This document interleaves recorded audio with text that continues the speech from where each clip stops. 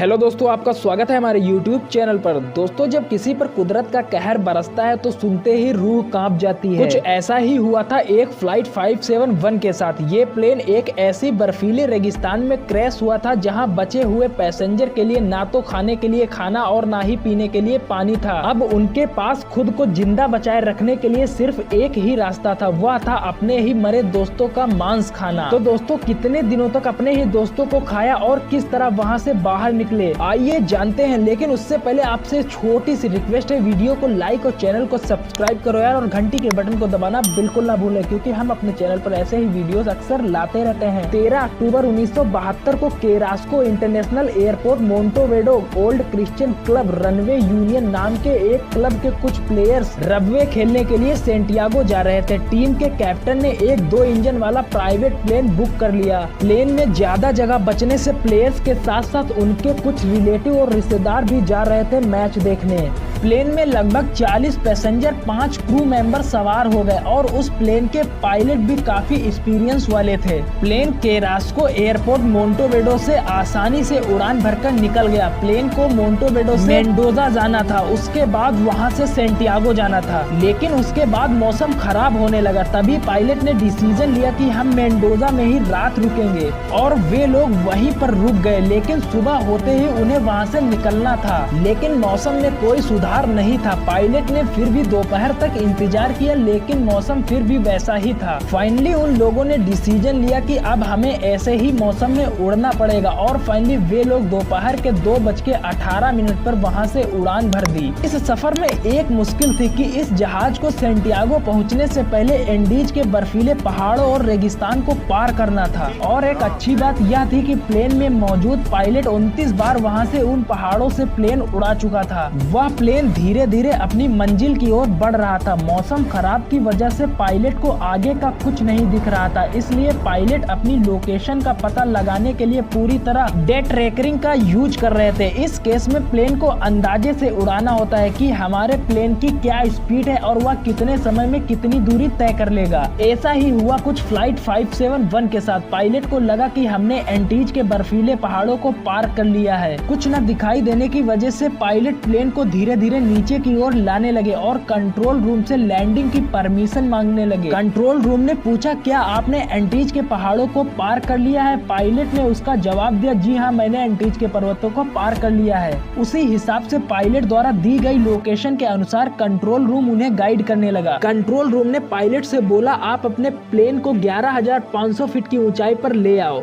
Pilot ने भी ऐसा ही किया। तभी अचानक पायलट के सामने एक विशाल बर्फीला पहाड़ दिखाई दिया, लेकिन तब तक देर हो चुकी थी। पायलट कुछ न कर पाया। प्लेन सीधे पहाड़ से टकराकर नीचे की ओर गिरने लगा। प्लेन तब तक फिसलता रहा जब तक किसी समतल जगह पर नहीं पहुंच गया। तब तक प्लेन पूरी तरह से बर्बाद हो चुका था। उसका पिछला हिस्सा कहीं टूट कर गिर गया और बहुत से लोग भी निकल कर गिर गए। 45 में से 33 लोग ही बचे थे और एक पायलट की भी मौत हो गई। एक पायलट काफी बुरी तरह से घायल था और बाकी के पैसेंजर भी काफी बुरी तरह से घायल थे। उनमें से 1-2 मेडिकल स्टूडेंट थे, उन्होंने जितना हो सका उतनी घायलों की मदद की। और उधर रेस्क्यू टीम भी मिसिंग प्लेन को खोजने के लिए निकल पड़ी। और उन लोगों को पता था बर्फीले पहाड़ों में इतनी ज्यादा ठंड होती है कि एक रात में ही बचे हुए सारे पैसेंजर दम तोड़ सकते हैं, इसलिए उसे खोजने के लिए कई सारे प्लेन एक साथ पर्वतों के चक्कर लगाने लगे। लेकिन उस दिन प्लेन का कोई पता नहीं चल पाया। घटना के अगले दिन 11 प्लेन को उन पर्वतों पर भेजा गया। उधर टूटे हुए प्लेन के अंदर किसी तरह बचे हुए पैसेंजर एक रात गुजार ली। अगले दिन उन्हें भूख भी लगने लगी। प्लेन में कुछ बचा हुआ खाना था जिसे उन लोगों ने किसी तरह थोड़ा थोड़ा खाकर दिन पार किया। वो 11 प्लेन बार बार चक्कर काट रहे थे, लेकिन सफेद बर्फ की चादर में सफेद प्लेन मानो ओझल सा हो गया। उन लोगों ने बहुत कोशिश की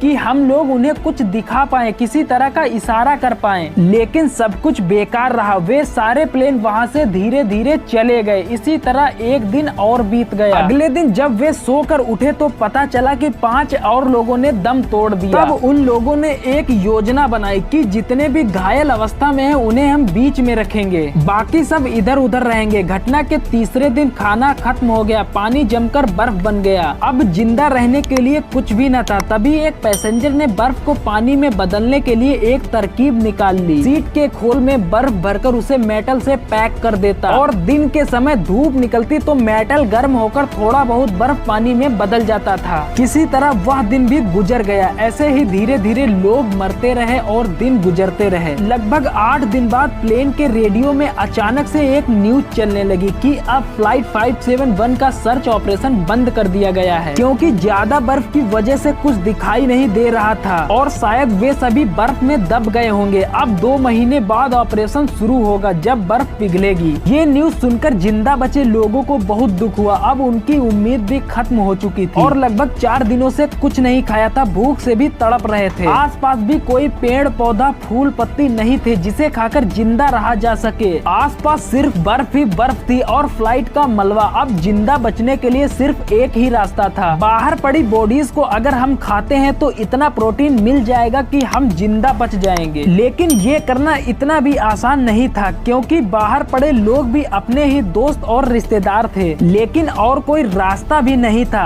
इसलिए कुछ लोग तो ऐसा करने के लिए सहमत हुए और कुछ लोग ऐसा न कर पाए। सबसे पहले रॉबर्ट नाम के एक पैसेंजर ने विंग ग्लास से मांस काटकर खाना स्टार्ट कर दिया, जिसे देखकर कुछ और लोगों ने मांस खाना स्टार्ट कर दिया। लेकिन जो लोग ऐसा न कर पाए, आने वाले कुछ दिनों में उनकी भी मौत हो गई। बाकी के लोग इसी तरह दिन गुजार रहे थे। एक अच्छी बात ये थी, इन पहाड़ों में को पायलट 29 बार फ्लाइट को उड़ा चुका था, इसलिए उसे इसकी मालूमात थी। उसने मरने से पहले कहा था कि अगर सामने दिख रही इस पहाड़ी को पार कर लिया तो आगे इंसानी बस्ती मिल जाएगी। तभी बचे हुए पैसेंजर में से 4 सबसे मजबूत लोगों ने फैसला किया कि हम उस पहाड़ को पार करके इंसानी मदद बुलाएंगे। और वे लोग अपने साथ मजबूत जूते और मांस के टुकड़े लेकर पहाड़ी की ओर निकल पड़े और चलते चलते शाम होने लगी। तभी उनको प्लेन से अलग हुआ विंग पार्ट दिखाई दिया, जिसमें उन्हें मेडिकल का कुछ सामान और खाने का कुछ सामान और आग जलाने के लिए कुछ सामान मिल जाता है, जिससे उन्होंने फैसला किया कि आज की रात हम आग जलाकर इसी विंग में गुजारेंगे। ये रात पिछली कई रातों से बेहतर थी। अगली सुबह उन्हें फिर से जाना था। तभी उन्हें विंग में एक बैटरी मिली, जिससे उन्हें आइडिया आया क्यों ना हम प्लेन के रेडियो को इससे लगाएं और मदद बुलाएं। इसके लिए एक आदमी फिर वापस प्लेन की ओर रेडियो लाने चला गया। वहां जाकर देखा कि तूफान की वजह से प्लेन के ऊपर पूरी तरह बर्फ पड़ी है और उसी तूफान के चपेट में वह भी आ गया। इसी तूफान के चलते कुछ और लोग भी मारे गए। वे लोग कुछ दिनों तक इंतजार किया, फिर उन्हें अनहोनी का आभास हो गया और आगे बढ़ने लगे। लगभग 10 दिनों बाद वे लोग उस पहाड़ को पार कर लेते हैं और उन्हें उस पार एक नदी दिखाई देती है और नदी के पास कुछ लोग, जिनसे वे लोग मदद मांगते हैं और उन्हें पूरी बात बताते हैं। और उनको भी पता था कि अभी हाल ही में इन पहाड़ों में एक प्लेन क्रैश हुआ था। फिर वे लोग पुलिस को खबर करते हैं और पुलिस फिर से एयरफोर्स को लेकर रेस्क्यू स्टार्ट कर देती है। कुछ घंटों बाद वे लोग उन्हें फ्यूजलेस के पास ले जाते हैं, जहां कुछ लोग अब भी जिंदा थे। इस तरह लगभग हादसे के 71 दिन बाद जिंदा बचे लोगों को बचा लिया गया। 13 बॉडी सही सलामत थी, वहीं 15 लोगों की सिर्फ हड्डियां मिली। इस हादसे में 45 लोगों में से सिर्फ 16 लोग बचे। ये हादसा दुनिया का सबसे भयानक हादसा था।